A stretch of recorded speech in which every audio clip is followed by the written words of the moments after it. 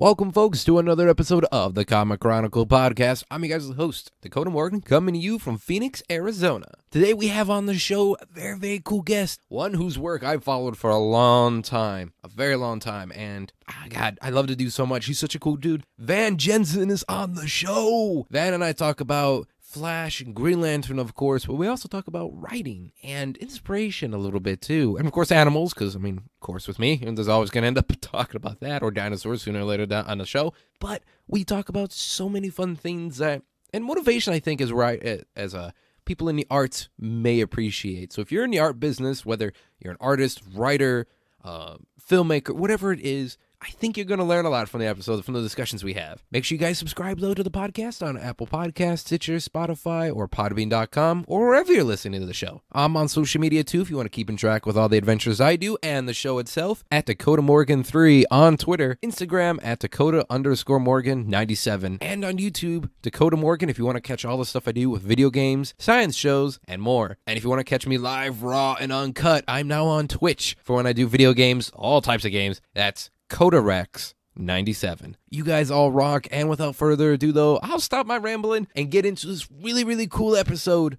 with Van.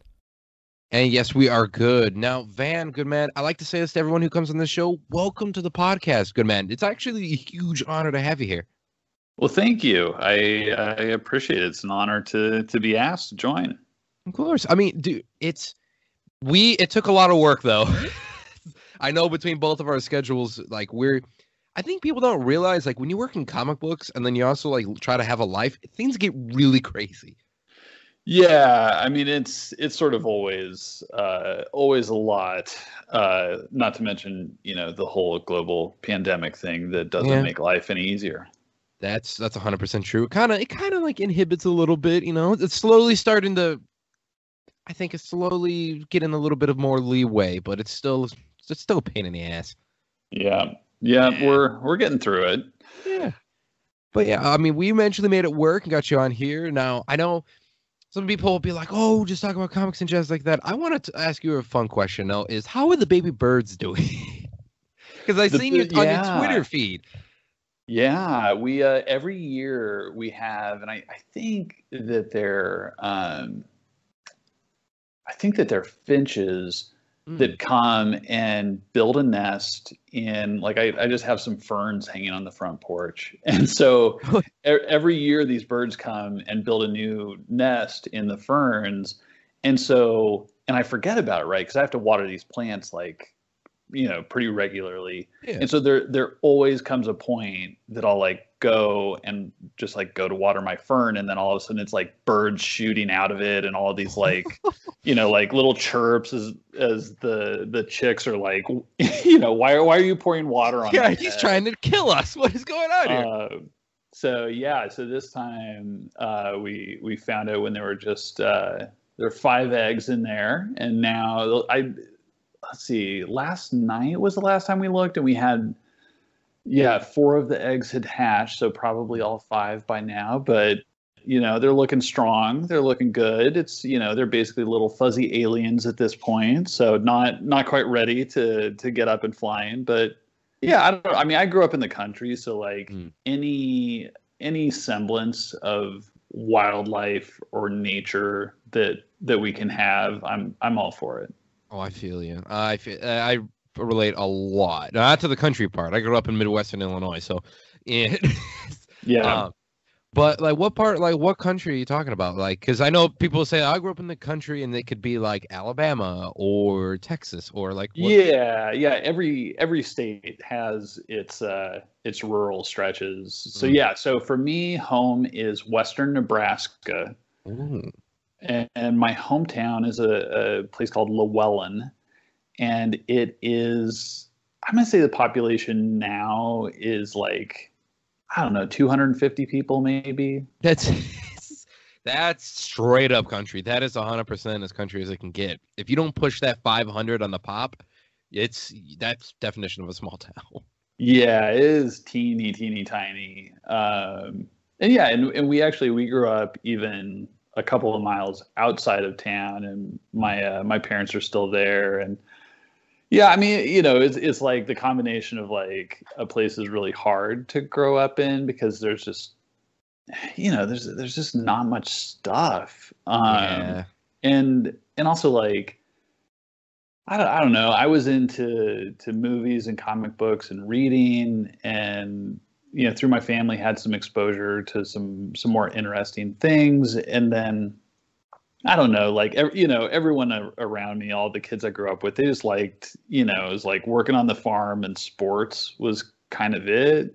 So the classics. Yeah, that sounds about right. They're like, wait, this fan's not into football. What are you talking about? Yeah, no, look, I like movies. Movies. Yeah. No. What career is he gonna get from movies now? We'll come football, that's a career. And then cut to like most of the people who are like, I'm gonna do it. And then they're really working at the restaurant or something like that. Not to disparage anybody, but I have a few friends that were in the same boat and now they're kind of struggling. Yeah. I mean, it's everyone has their own thing. And I guess the thing that's nice about the city is like there are enough people where it's like, if you're just super into football and that's your thing, like you can easily find people to 100%. Do that with. Yeah. And if you're into comic books, you can easily find people to do that with, and music, or whatever it is. So you don't feel alone anymore is the thing. Like if you don't feel alone in the sense where like if you are different in a small town, you're done for. But if you're different in a city, you'd be like, oh, I have more people around me. Like, wait a minute here. Like, I'll go to this comic book store, or I'll go to the movie theater and meet people. Right. You build your own community a little bit. But I do also, I mean, I love going back, and, we've got kids now. And so taking them back there, and I mean, where I grew up, it's like a huge property with a creek running through it, and all of my family kind of around there. So it was both like there were challenges to it, but then it was very idyllic in another way. And I think, I think in a way it influenced who I became, because the way that we entertained ourselves, I mean, it was just this great wide open area, and we went out and we just imagined and told stories and played games, and we were always playing like G.I. Joe and X-Men and Ninja Turtles and making up our own adventures. And we didn't really we had like 3 TV stations, and you had to turn the antenna to get them. And it wasn't really you can dive into a hole on the phone type of world. It was like you had to, I grew up with a bit of that. You had to create like this stick. Oh, what's the stick? This stick here, this is the Mark IV Joe weapon. All right, like it has a sonic blaster on it, and there you go. Like I've done some research into it, but like talking to friends of mine in film and comics, I think a lot of us who grew up that way, we have that like huge creative spark more than people younger than us, because we had to create. Like it was create or just be bored, or in our case as kids, create or die. This is really what it was. Right. Yeah, no, it's totally true. And I try to like, it's totally artificial, but I try to create that for my kids where, like and they're not super old yet, but I have a Sega Genesis Mini, the mod that has all the old games on it. Oh. And that's the only video games they've ever been exposed to. Oh, you're starting off good. Or you're being a good father. So, but then, they go outside and they play and they adventure and they build stuff and draw pictures and all of that. And like we built them a treehouse. And so like they literally have a cache of stick weapons out in the treehouse. And I'm just like, yes, this is what I want for them. I've done right. That's exactly what that is. Like, you know what? I don't care what I've done. I've at least planted the seeds. They'll grow up great. Yeah, fingers crossed. Just need to, keep them on the path. Yeah. Oh, yeah.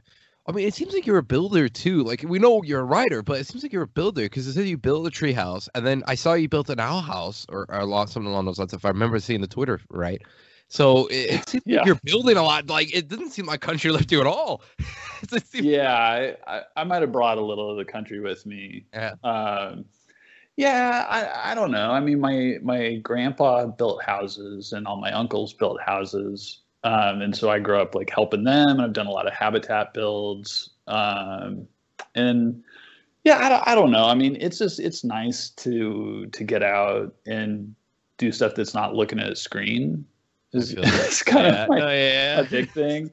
And so yeah, and I don't know. I guess I pride myself a bit on being handy. Like if something breaks in the house, I'm at least gonna try to fix it. Like I'm not gonna Yeah. tell you that I'm gonna get it done, but I'll give it a go. At least a try, see what happens. If like try number 10 fails, then we call someone. But until then, Yeah, yeah. yeah. But yeah, and then like I do a lot of landscaping, which is kind of a weird pastime to have, but I like. I mean, I'll go down to there's a big landscape supply shop, and I'll go and order like a couple tons of rock, and then they just dump it in my parking pad, and then I'm like building paths and doing like yeah, just all kinds of stuff like that. And yeah, I don't know, it's fun. I mean, it's like life's way too boring if you don't make it weird. So It's why true. not? It's very true. Like people will look at me, and I mean, I relate to the building, by the way, because I was doing drywall at the age of 6. So yeah, because my grandma was a real estate agent, and then grandpa worked as her construction worker. So let's just say I knew the plumbing of a house at the age of 12. I'm like, oh yeah, I'll install a toilet for you, and it just was. And they're like, this guy's gonna grow up like really fat and butt crack showing all the time. and jokes on them, I lost the weight, but Yeah. I feel like people will hear the stuff I do, and they're like, "Oh, he writes," and their fans of my comics will be like, "Oh, he just is a comic book writer," and they look at him and they're like, "Wait, this guy does podcasts?" And I'm like, "Yeah, it's still in front of the screen, but more or less, like my full-time job is like a vet assistant at an exotic animal hospital, and then I Oh also, wow. yeah, like, and then I work at I volunteer at a reptile sanctuary here in Arizona that has like anacondas, cobras, 14-foot long crocodilians. We have bugs, like huge reptiles there. And like that's the thing is like people are like, oh, he's just this comics. He's a huge nerd. I'm like, yeah, I'm a nerd, but I'm also like a wildlife warrior in case it's like a conservationist sort of thing. Like I think Yeah. people usually when they hear you work in like books, film, or arts, like they're like, oh, you just do that. And really, it's like, not really. Yeah, and some of it, I mean, I always like when I give advice to young artists, I always tell them like get like it's kind of a weird thing to say, but it's like don't go to school for art. Oh, Like go yeah. go to like you're gonna have to train yourself, like whether you go to art school or not, like you're gonna have to be internally motivated.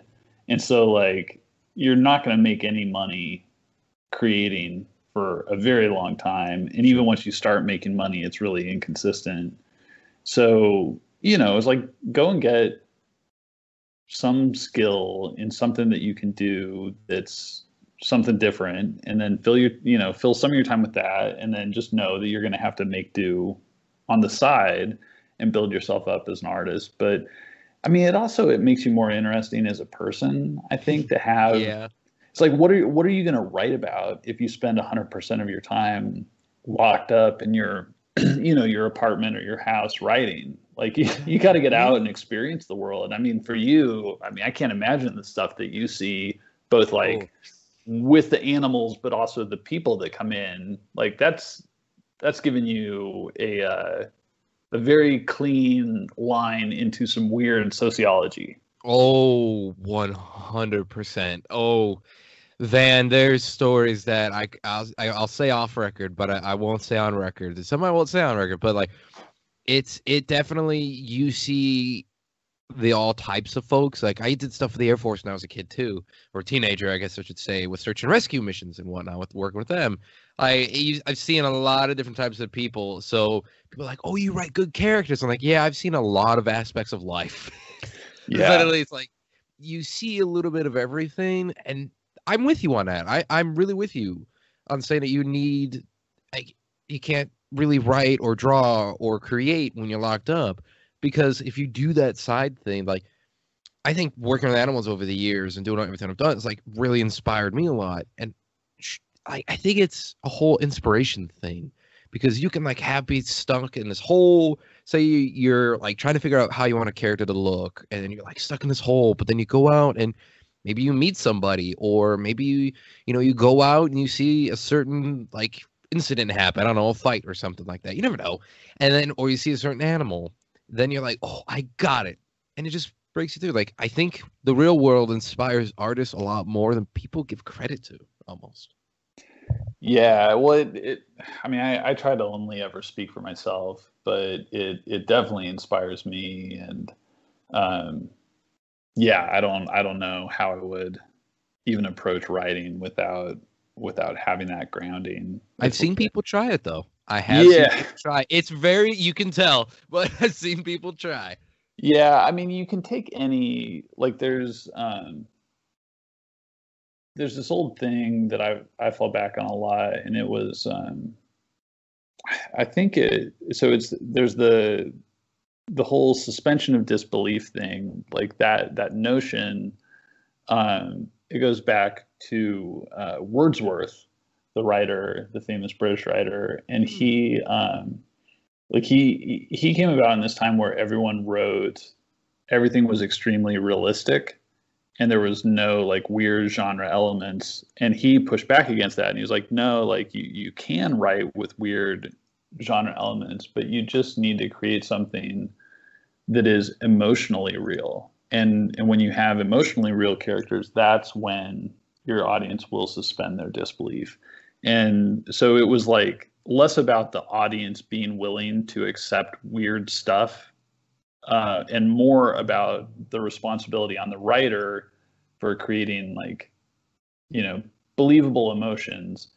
And so I look at it as like, no matter how far-fetched or crazy or like weird sci-fi, whatever your story is, people have to be able to relate emotionally to it. And that real life emotional relation comes from you as a writer understanding how people work and how they think and how they act, and what makes them at times go kind of weird or angry or whatever. But it has to have some grounding, or else people just aren't going to connect to it. I'm going to tell you this, Van, when your kids are older, you're going to give them hell of a speeches. you're gonna I felt that in my bones and in my heart and soul, and agreeing so hard on that. And I am jealous of your kids. I really like, Daddy Van, can you give me good advice on this? And it would be like the best advice I'll hear all like for like a year or two at least, probably my whole life. And he'll be like, yeah, you helped out a lot. Well, I imagine they're going to tune me out. Yeah, I don't know. I think maybe I just like, I do so much of like processing stuff in my head and putting it together that by the time I finally talk about anything, I've got it pretty well cracked. That's a good way to do it. It's way better than going at half-assed. Yeah, I mean, people always it seems like people at first meet me, they're like, he's kind of laconic, isn't he? Really? Yeah, a bit. Man, I think educated.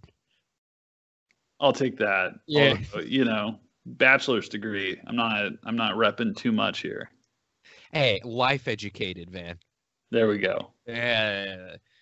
So you said you were a nerd though, but you kind of mentioned like you were into like some books and movies and jazz. I'm curious. I'm very curious on it. How'd you get into comics, man? Yeah, so yeah, so I like where I grew up, we really didn't have much access to comic books. There was a grocery store in the town, and it was literally called The Store, because like The Store. There's the one, you don't need to brand it very particularly. Huh. And they had a little rack for magazines, and they had a few comics in there.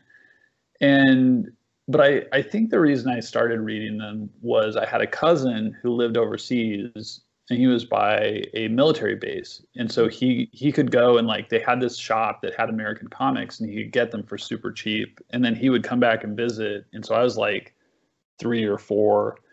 and he would show up with these big backpacks full of like Green Lantern Corps and Larry Hama's G.I. Joe, and very very like, so this would have been mid to late 80s. So yeah, maybe like a little bit of like Spider-Man, Transformers, some of Neil's work on Batman. But yeah, so I just started reading those, and I'm a very visual person, so it really connected to me as just a way to tell stories. And I was like, immediately, like I still have a bunch of these drawings. Like I was drawing my own comics, and I wanted to be a comic book artist, and I don't know. I mean, I was pretty solid at it. Like my mom's a painter, so it kind of runs in the family a bit. And then I just hit a point where I was like, this.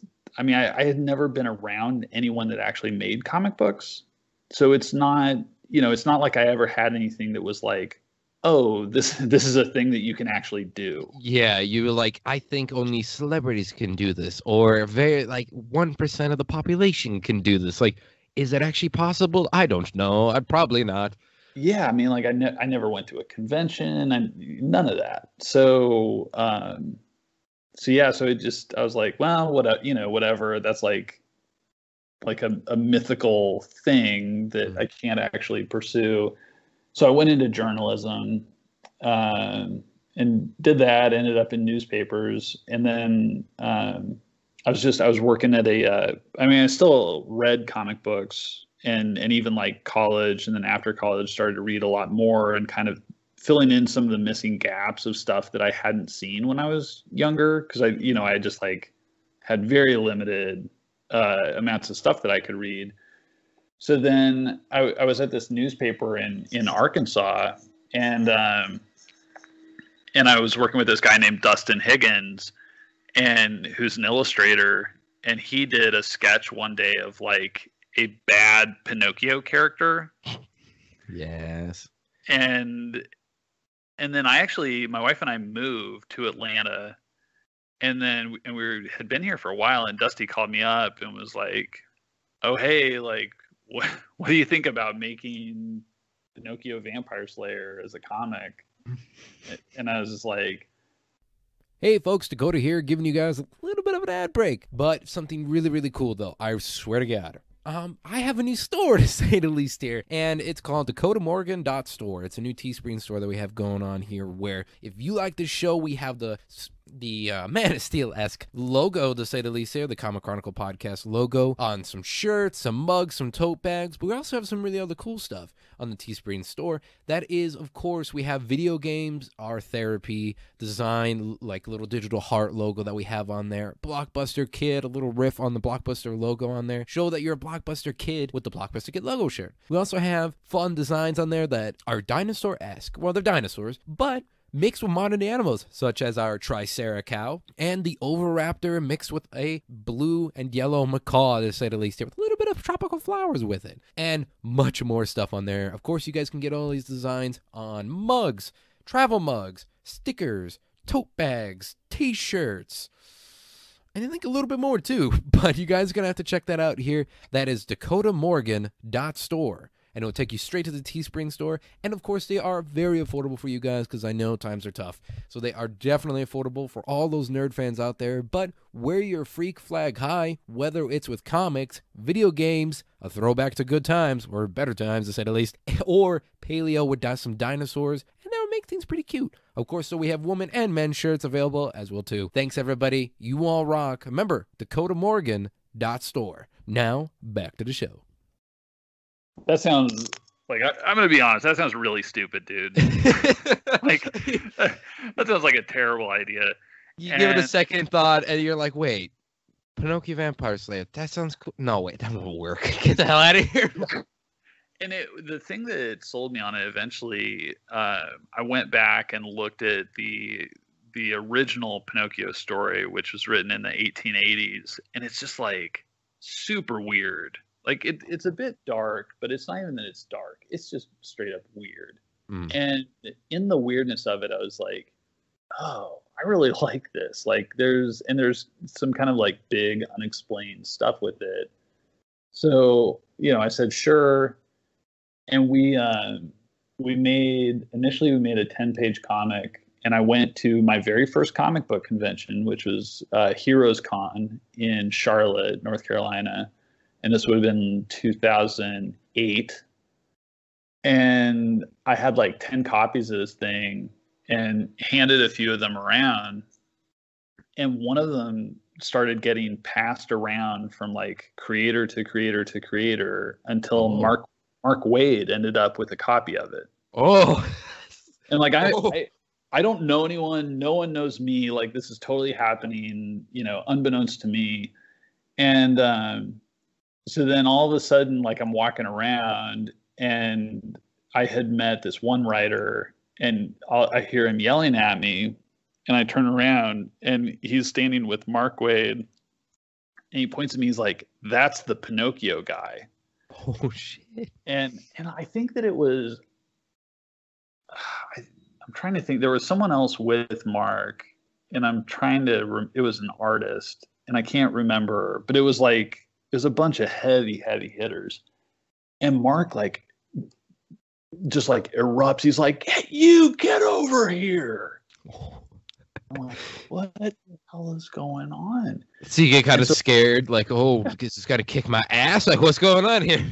Did I just like offend comics in some way? Because I didn't know what I was doing. Like, I'd never written a comic book script.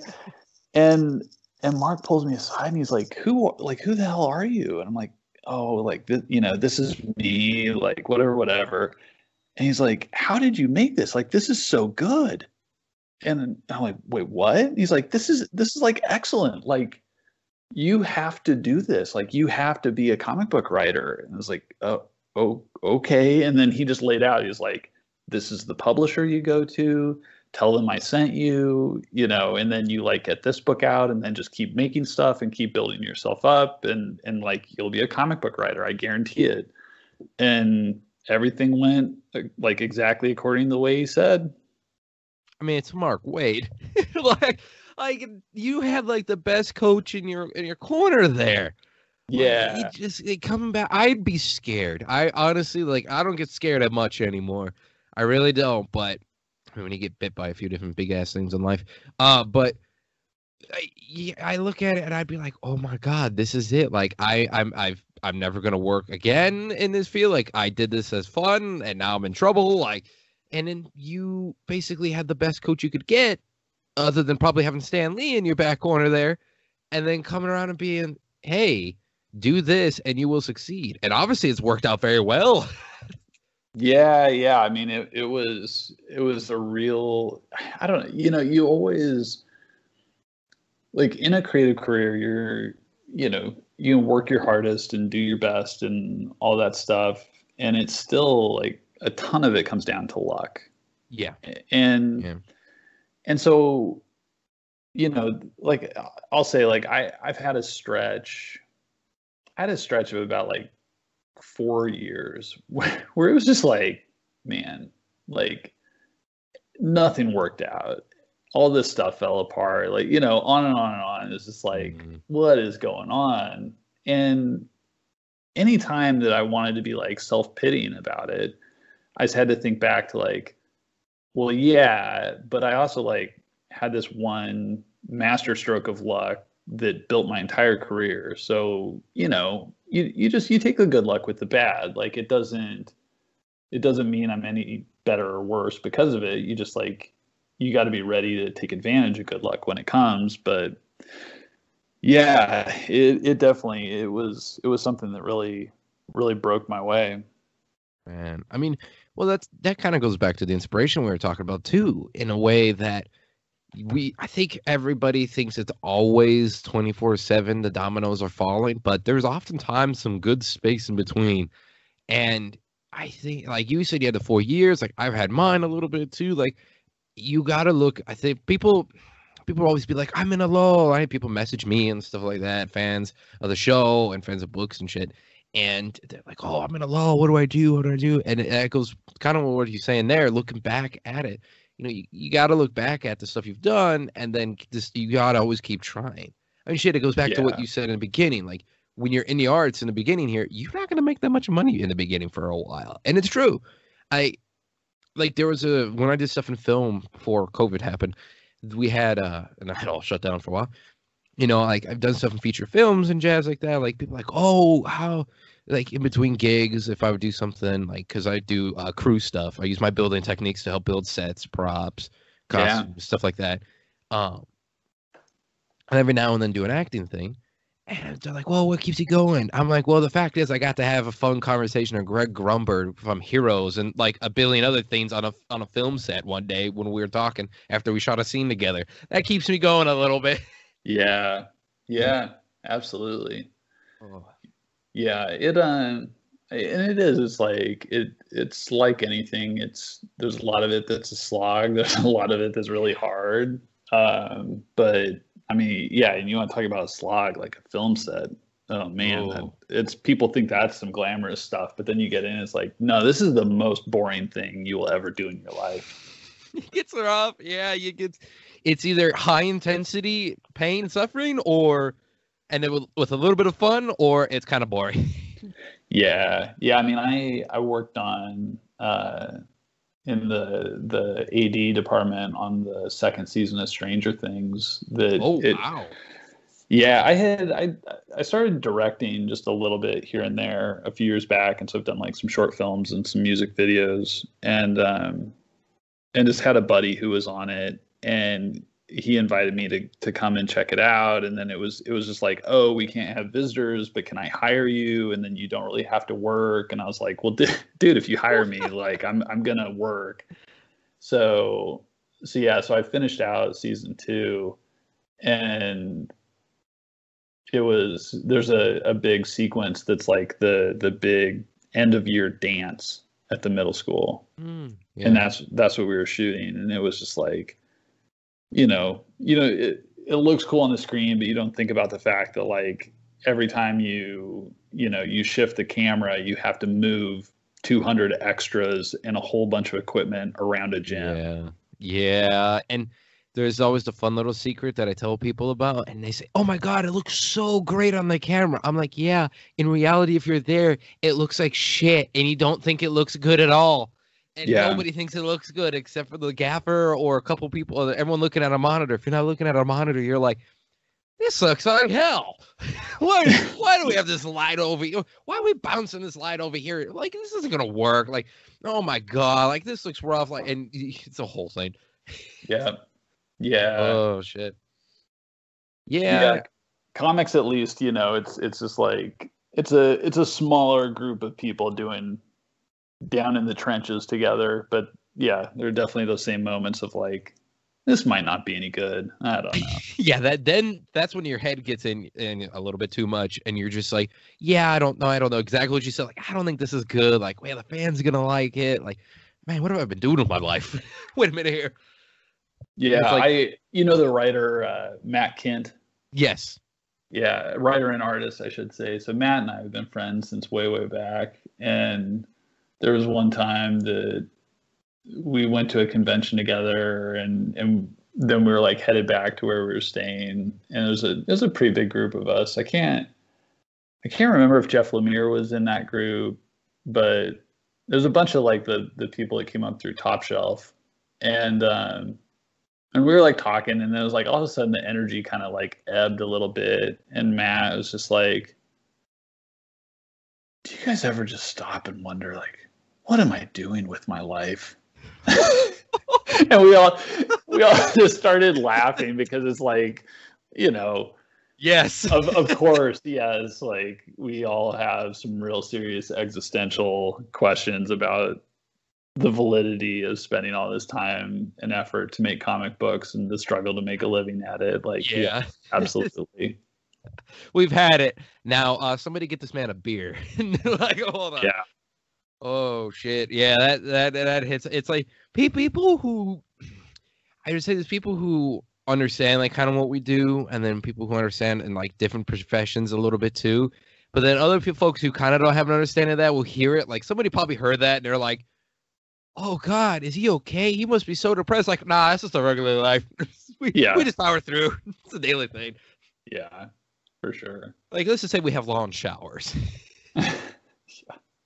Oh man. Well, I want to say, good man. Like, I don't want to take too much of your time though today, but I do want to say that, you know, I have to ask one like kind of time interview ask question thing is, what was it like? You mentioned Green Lantern Corps before. What was it like working on Flash and Green Lantern? Because I loved your run on there so much. Like, I really did. I loved a lot of stuff. And the man who went from Pinocchio to Green Lantern, that had to be a hell of a step. Yeah, it was something. And thank you for saying that. Yeah, I mean it all happened very suddenly, and it was like just really kind of one day. I mean, I'd actually had some near misses at DC over the years where it was like an editor would be like, "Oh, I want to bring you in," and then they would like leave or get fired or something. Oh, Which it happens. It's like, and it's a bigger deal in that person's life than it is in mine. So it's not like you get too caught up about it. But yeah, then really I just got this call one day. It was like, hey, we like your books and we hear that you're a really fast writer. So we need to get this thing done like yesterday. So can you do it? And so yeah, like Green Lantern Corps, I basically had a week to write my first script, which is wow. pretty pretty nuts. Yeah, that's tough. That's tough.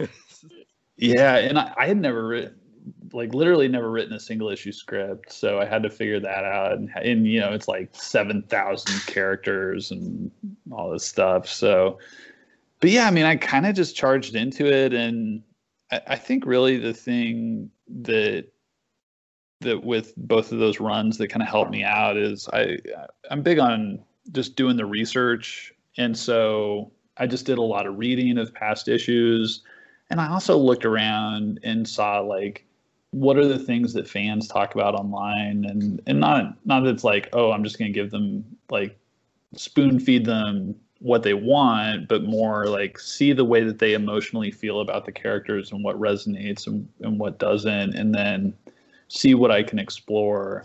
But it was really always like Jon Stewart's one of my favorite characters that I've ever written. I mean, I would love to revisit him at some point. Yeah, it was great. And it's someone who's totally different from me in his background in every single way. But just there's a lot of really interesting just a real interesting character, a lot of, a lot to work with there, a lot to explore, a lot of kind of that he's like struggling to overcome. And yeah, and then, the Flash, I think it was a nice counterpoint that it's just like, it's fast, it's fun, it's a bit more like up energy. It's Barry is just sort of like your prototypical like positive energy like Midwestern person. It's true. It's very true. Yeah. So to get into that was fun. And I mean, the thing that I kind of look back on like with some regret, and so, whatever bit of advice this might be useful to people, like I came in and like my instincts, like who I am as a writer, I'm a bit weird. And I like to do like formal experimentation, and I just like to kind of try really different things. And I spent my time, like those, month to month years at DC where I was just really trying to like deliver the stories that they wanted, and that and to like fit in with the line. And I just wish that I had brought a bit more of myself and my own weirdness into it. And and when I've gone back, like I've written some short stories for DC where I've just gotten to have free reign to sort of do whatever.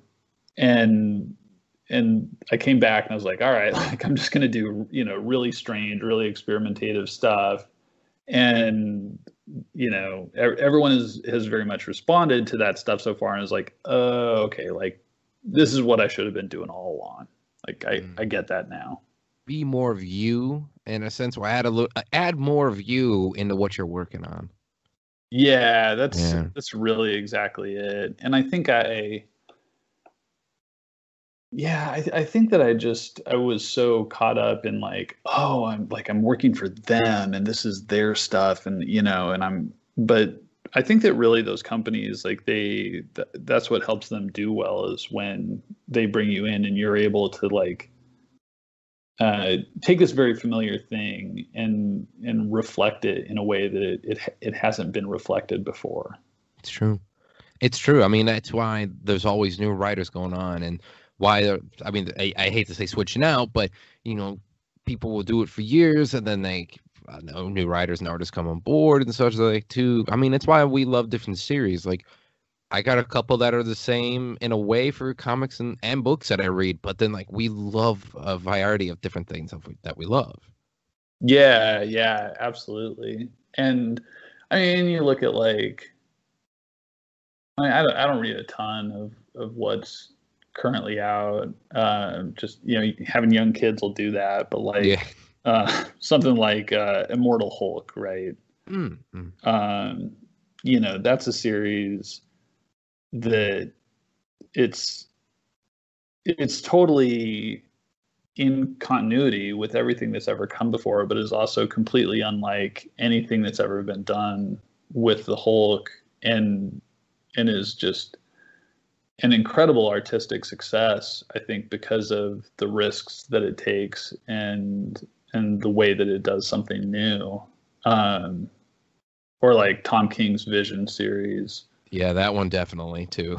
that one, or Immortal Man. There was that too. Yeah. Like the new things that just come in and wipe away everything you thought you knew about comics, and you're like, wow. Like,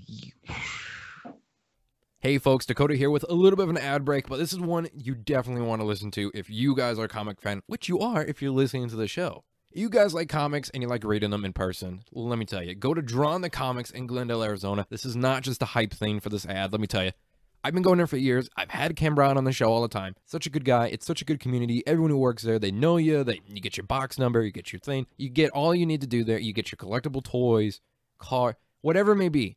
Comics, it's all there for you guys. That's Drawn the Comics in Glendale, Arizona. Here's the address. 5801 West Glendale Avenue, Glendale, Arizona, in downtown Glendale. And if you guys want to visit them, you can visit them drawntocomics.com or find them on social media, and the number is 623-847-9090. You give them a call. Definitely, guys, I love going to the store. And this is not a fucking lie. I love going. It's so amazing. Thanks, everyone. And hopefully you guys check them out if you're in Arizona or maybe passing through. Remember, guys, Drawn the Comics. Go check it out for your books. Reading books in person is so much better than digital. But I love digital too, so it's a little bit of a toss-up. Support brick and mortar companies. We definitely need you to. Thanks, everyone. And now, without further ado, I'm going to take it back to future me. Wow. Yeah. It's a medium that just, I don't know, it's so pliable, right? Like you can do so much with it and try so many different things. So I think it's like a medium that demands to be sort of like messed with. Yeah. Van, this is why you're a better writer than I am. Let's not say that. I might be a little more experienced. That's true. That's very true. But I'm just sitting here, I'm like, it's like you made me feel like, yeah, like 100% right in that. It's a whole thing with it, and I think it's always gonna be wavy. It's always like people. That's what I love about it. People are like, oh, they got this set idea of how comics work. And it's like, no, not really. Like, everybody does their own thing in a way, and that's what makes it great, even with things that you may know of. And that's why, like, I love showing people indie series that are not really known as well. Some are now. Like, I like DMZ. I don't know if you ever heard of that one by Vertigo. Yeah. That one, I'm so glad to make an HBO show on. But that was like an indie classic that I loved. And it was superbly popular in jazz, and now it's not on anymore, but it just... Oh, by the way, I love your tweet, by the way, saying, hey, just bring back Vertigo. Oh, I completely agree. Just bring that Vertigo back, please. yeah, like people and just showing people a new series like that. Like I'll describe DMZ, and then people be like, I want to read that, and then they read it, and they're like, this is different from most comic books that I know. And I'm like, yeah, that's the beauty of it, is that there's so much change, there's so much variety in here that there's something for everybody, and then there's always discovering something new. Yeah, I mean, there's like the thing when I was first coming into comics. This is like mid 2000s. It was just like, comics was getting more exposure, and everyone that I knew that was in comics, it was like whenever they met someone, they were like, "Oh, you got to read Watchmen." Oh, and that was the thing. It was like everyone was showing new people Watchmen, and I was just like, why on earth are you showing people? Yeah, like if you've consumed a great deal of superhero comics, like Watchmen is mind blowing and is technically great and just deserves all the accolades that it has, right?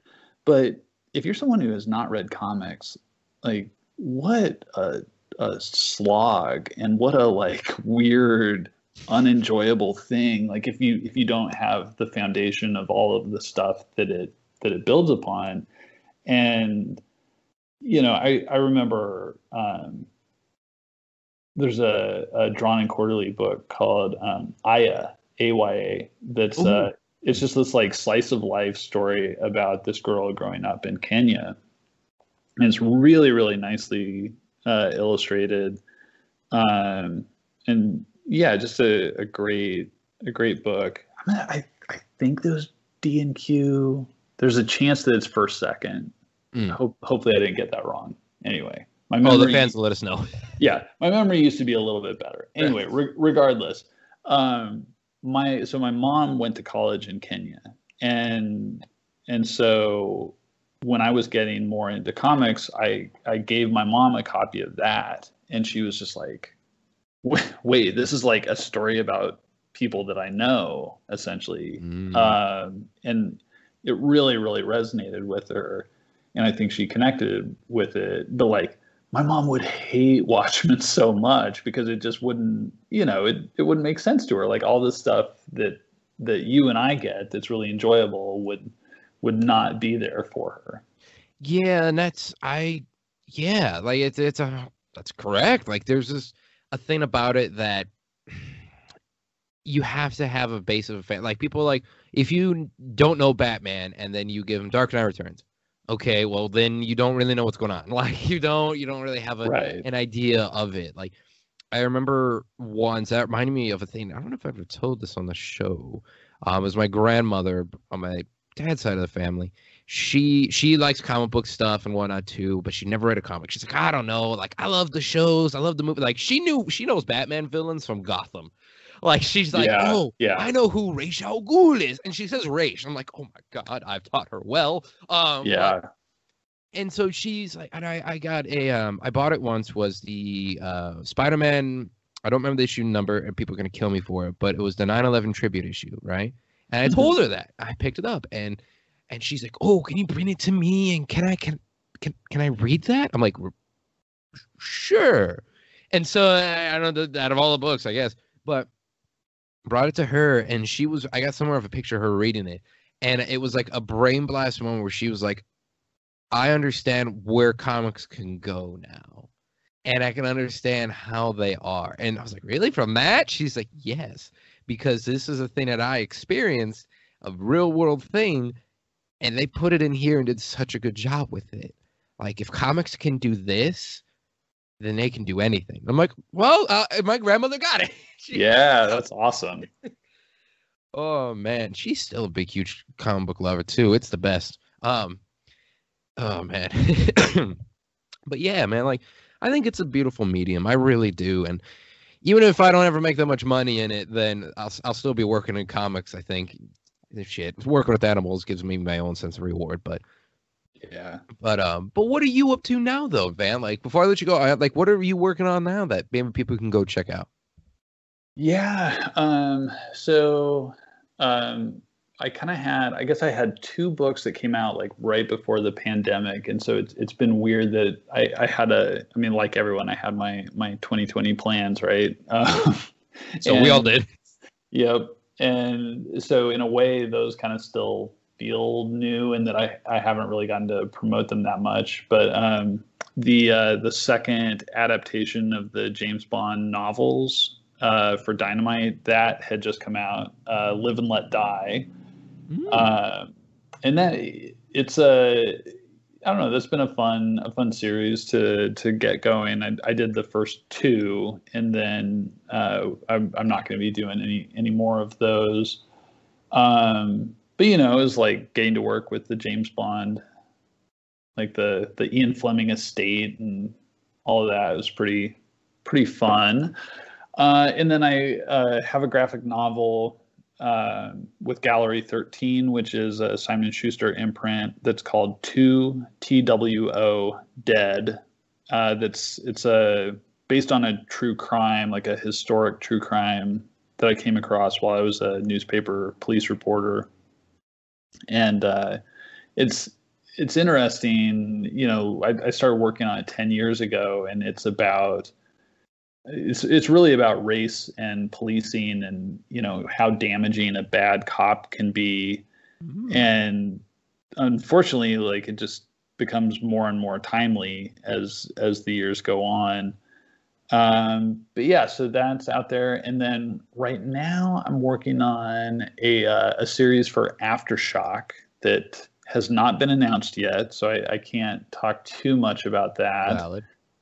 Yeah, and then I've been doing a little bit of work with TV, and then I've got a handful of other comics projects that I think are up and coming soon, and hopefully I'll get to talk about. And then I guess as we speak, my literary agent is shopping my first novel. Oh, wow. So You have been busy as hell, to say the least. You did not like it. You were probably working a lot during quarantine. Yeah, well, some of it, like I do a lot of marketing and branding work.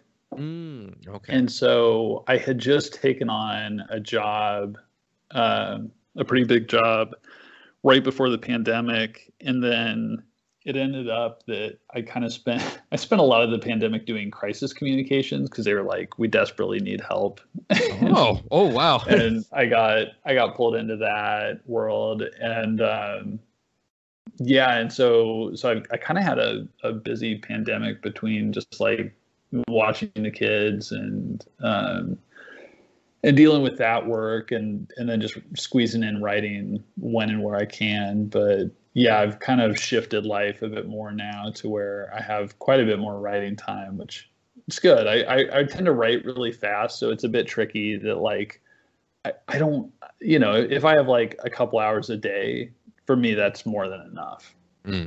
So then it's always a matter of like, all right, how do I keep the rest of my time from, like, me going stir crazy? Yeah, like, what do I do here to make sure that I don't end up like another, I'm drawing a blank on the movie. God damn it. The Hotel, fans are going to kill me. The horror movie of Jack Nicholson. Oh, The Shining, yeah, there The we Shining. go. I thought you were going for like Bart Fink or something. Yeah, I was like, oh my God, I just had the biggest brain fart right there. Oh Yeah. my God. Yeah, I don't want to do a Shining. No. Nor does my family want me. Yeah, to do that. no, especially the family. I think the family doesn't want it to happen a lot more than you don't want it to happen. Yep. God. Well, good man. Like, you have a lot coming out. Where can people find you out on social media so people can keep track? Yeah, it's Van_Jensen. I am on Twitter and Instagram, but not on Facebook. And then vanjensen.com. Sweet. Well, Van, good man. I got to say, like I said, I didn't want to take too much more of your time, but I would say it's been a blast having you on the show. Oh, my pleasure. I really appreciate it. Of course. Now you have yourself a good rest of the day, good man, okay? I'll let you know when the episode does come out. All right, perfect. All righty. Have a good one. All right. See you, Dakota.